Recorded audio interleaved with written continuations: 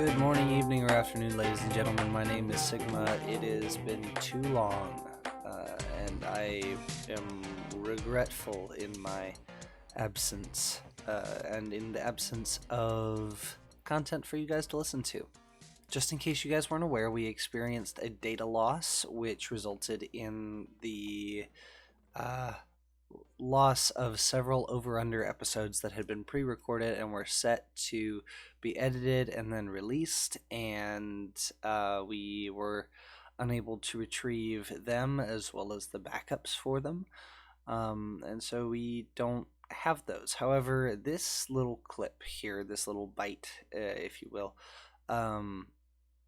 is a recap of everything that was lost by a character that you'll meet eventually. But we are deeply sorry that we haven't been able to get stuff out to you sooner. School is wound down.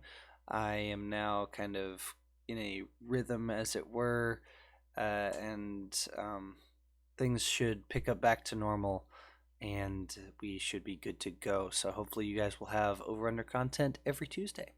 Also, I want to remind you about the Patreon that we have. If you go and subscribe to our Patreon, we have multiple tiers of rewards that have been explained in a video and some episodes, I think. And then we also have a Buy Me a Coffee, so if you want to do a one-time donation, you can head over to buymeacoffee/Sigma's Tavern, and you can donate to us there to kind of help us get new equipment. I know I'd like to get some better mics and better gear for the players as well as myself, so hopefully we can enhance the experience for you just overall.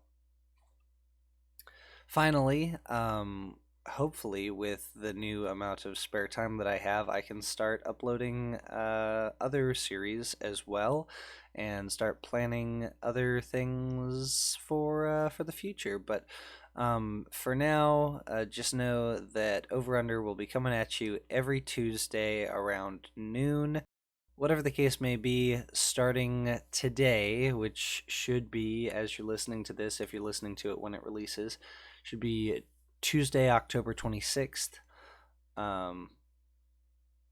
You guys will receive weekly content, Overunder content, for the foreseeable future. So look forward to that, and I look forward to hearing from you guys. The last thing I want to say is please, please, please, if you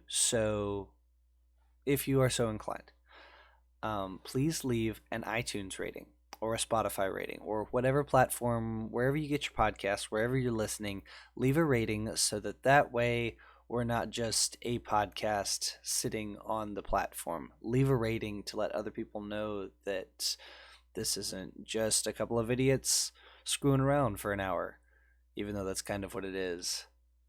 Whatever, leave a rating, leave a like if you're on YouTube, leave a comment if you're on YouTube, whatever you can. We want to spread this story, and we want to share the story with as many people as possible. So share it with your friends, leave a rating, and all that good stuff. And without further ado, I think it's time you meet Xavier Caliburn. Right, so suppose we should start at the beginning. The 6 people arrived in Overunder, some together, some alone. They all began their search for, well, me. And they'd later come to know me as Excalibur. They all eventually made their way to the Overunder tap house, which there is an exception. Cleric found out that I was a wanted man, and things became complicated. They started learning where I was last seen, which was, of course, the tap house. Some stumbled in by blind luck. Others made their way with a purpose. Neither of which was Cleric, of course. The man found Leroy the hard way. Speaking of finding out things the hard way, Joseph, bless his soul, found out that ghosts are real, in the most direct way possible. And it's a good thing that the bartender of the tap house had dealt with that kind of thing before. Many, many times before. After dealing with Joseph, Jack, the bartender, dealt with the rest of the boys the way that he normally deals with things magical in nature, which is, of course, pretend that he knows nothing and move on. Keep polishing his whiskey glasses. It was about this time that Cleric messed with something that was not his and woke up a monster. I forget what Leroy called it. Started with a W, I think. Or was it an H? Whatever. The rest of the boys wound up dealing with it after the alarm bell rang in the church tower. They found out that magic was a big factor in this place, of course, and that things like this occurred with more than desired frequency. After taking them back to the underground library, Leroy gave them places to stay and briefed them the next morning, answering what questions he could, including, but not limited to, the significance of this little town in the middle of nowhere. He then took them to Overunder, but then Overunder. They just call it Under. Don't get me started on the naming convention. Anyways, Under was a town within a ghost realm that could be reached by going through a door in the tap house. The town and its denizens, that is, Overunder and Under. The town as a whole, the two towns in the one you know what I mean. Those that were in the know, so to speak, were in charge of protecting what is essentially a gateway between a magical shadow realm and the normal world. The town on the other side of the gateway is a reflection of Overunder, but buildings lay in ruin, and some buildings don't even exist yet. While in Under, they met Edgar Rothman, the town butcher. He's a unique individual. He's responsible for keeping the undesirables out of Under. Think of him kind of like the sheriff, except not the sheriff. They get along fine though, him and the sheriff.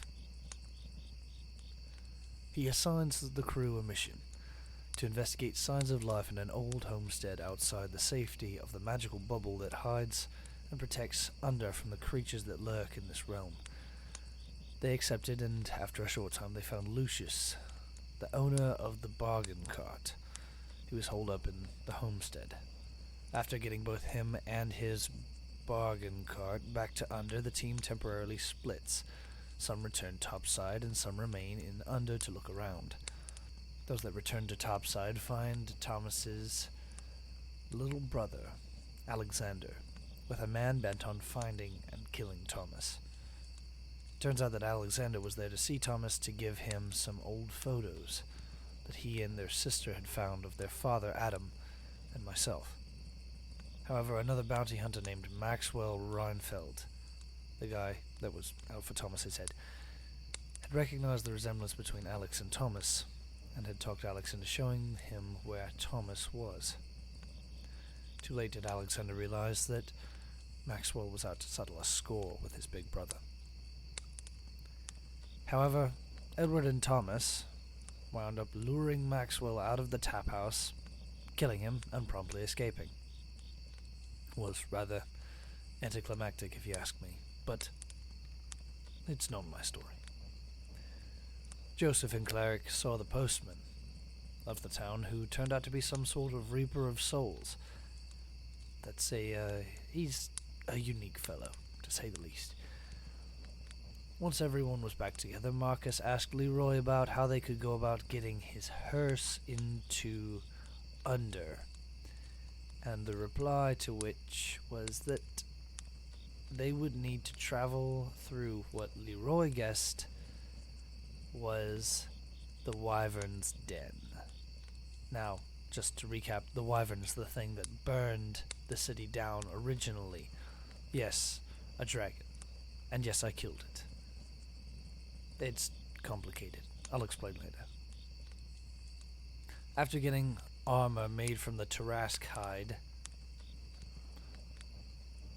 After getting armor from the beast that they had killed just 2 days earlier, the gang once again left Leroy and headed out to find me. They ventured out into the wilds once more, and the chaos that ensued was unlike anything they had ever seen. Where am I, of course? Well, again, this isn't my story. If you want to hear that, then guess you'll just have to stick around, won't you?